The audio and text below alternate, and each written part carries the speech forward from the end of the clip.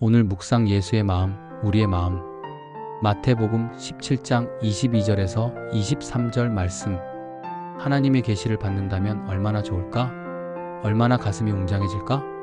이런 생각 해보지 않은 그리스도인이 얼마나 있을까요? 어릴 때는 이런 생각에 자주 시달렸습니다. 응답하지 않으시는 하나님이 야속하기도 했습니다. 어떤 꿈을 꾸면 하나님이 주신 꿈이 아닐까 상상하기도 했습니다. 목사님의 말씀을 하나님의 말씀이나 기도 응답으로 여긴 적도 있었습니다.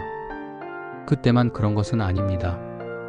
교회를 개척할 때도, 개척한 후 뒤뚱거리며 걸어갈 때도 하나님의 음성을 듣고 싶은 마음에 시달립니다. 종종 꿈에서라도 하나님의 음성을 들을 수 있다면 얼마나 좋을까? 하나님의 말씀을 직접 듣고 그분의 계시를 받으면 얼마나 벅차오를까? 라는 마음과 생각이 불쑥불쑥 차오르곤 합니다. 만약 한 번만이라도 그런 은혜를 누린다면 이 길을 더 잘 걸어갈 수 있을 텐데 라는 막연한 생각도 하곤 합니다. 성경을 자세하게 읽으면서는 이런 생각에 균열이 생기기 시작했습니다. 하나님의 계시를 받은 사람이 항상 즐겁고 행복하며 벅차오르지 않았겠다는 것을 발견했기 때문입니다. 방주를 지으라는 노아는 마냥 행복했을까? 자기 가족 8명만 생존할 것이라는 말씀이 달콤했을까? 의인으로 평가받은 노아는 그렇지 않았을 것입니다. 아들 이삭을 번제로 드리라는 계시는 달콤하기는커녕 끔찍하고 잔인합니다. 선지자들의 삶은 더 말할 것이 없습니다. 하나님의 계시를 받아 그 말씀을 전하는 일은 영광스럽지만 결과는 참담할 때가 많았습니다. 선지자들이 왜 그렇게나 순교를 당했을지 생각하면 쉽게 이해할 수 있습니다. 선지자 이야기가 나왔으니 예레미야 선지자에 관해 잠깐 이야기하고 싶습니다. 하나님은 예레미야에게 여러 가지 계시의 말씀을 주셨습니다.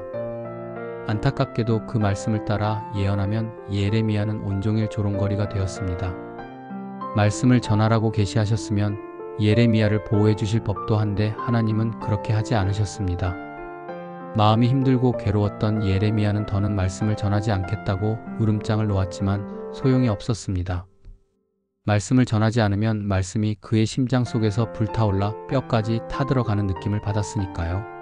하나님이 주시는 계시를 받는 일이 고통스러울 수 있다는 것을 예레미야 선지자는 누구보다 정확하고 선명하게 보여줍니다. 예수는 어떠셨으며 예수의 계시를 받았던 제자들은 어땠을까요? 예수께서는 하나님과 깊이 교제하시면서 당신이 걸어야 할 길이 십자가의 길이라는 것을 점점 더 분명하게 깨달으셨을 것입니다.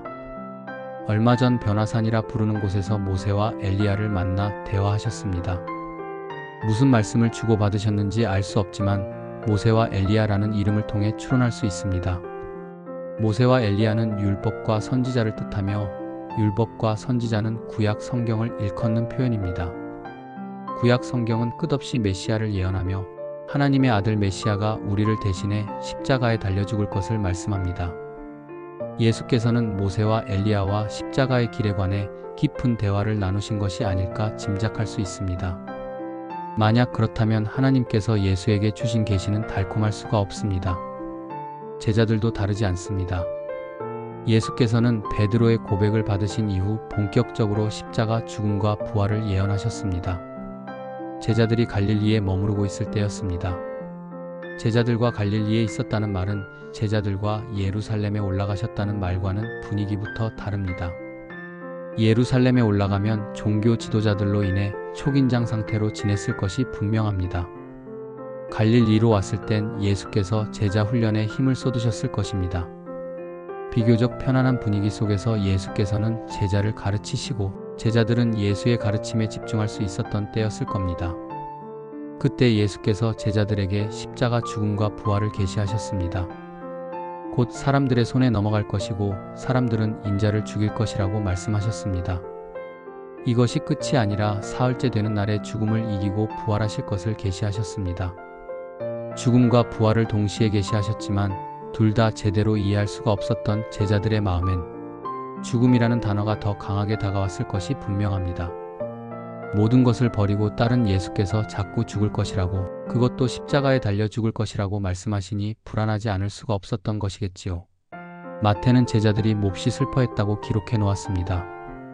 마가는 제자들이 몹시 두려워했다고 기록했고, 누가는 제자들이 무슨 말씀인지 이해하지 못했고, 묻기조차 두려워했다고 기록했습니다. 예수께서 왜 이 두려운 말씀을 계시하셨을까? 라는 질문이 생깁니다. 당신의 무거운 마음을 나누고 싶으셨던 것일까요? 당신에게 일어날 일을 알려주셔서 제자들이 마음의 준비를 할 수 있게 하신 걸까요? 예수의 마음을 다 헤아릴 수 없지만 그 마음을 헤아려 보는 것만으로도 은혜를 누릴 수 있습니다. 당신의 무거운 마음을 나누고 싶으셨다면 예수께서 제자들을 얼마나 신뢰하고 의지하셨는지 알려주는 말씀입니다. 제자들의 마음을 붙드시고 그들을 준비시키기 위함이었다면 그 역시 연약한 제자들을 이해하시고 그들을 배려하시는 그분의 은혜라고 말해야 정확할 것입니다. 하나님의 계시를 받는 일은 두려운 일인 것 같습니다. 말씀을 묵상하면서 성경 말씀을 주신 것만으로도 충분하다는 생각입니다. 성경으로 하나님의 마음을 알려주시고 눈을 열어 말씀을 깨닫게 하시는 것은 더 큰 은혜입니다. 때때로 말씀이 불편하고 힘들 때가 있지만 그 역시 우리와 마음을 나누시며 우리를 신뢰하시며 우리를 배려하시는 하나님의 은혜임을 깨닫습니다. 이 짧은 구절에서 예수의 마음과 제자의 마음, 우리의 마음을 동시에 엿봅니다. 오늘 기도 1. 하나님의 말씀인 성경을 사랑하고 가까이 하고 읽고 묵상하고 공부하면서 말씀의 사람으로 깊어지게 하소서. 2. 우리에게 다가오셔서 친구가 되어주시고 마음을 나누시는 예수를 더 신뢰하고 사랑하는 신실한 예수의 친구로 성숙하게 하소서. 3. 말씀을 통해 하나님의 마음을 깨달을 뿐 아니라 말씀을 통해 나의 마음을 새롭게 하는 은혜가 풍성하게 하소서. 고맙습니다.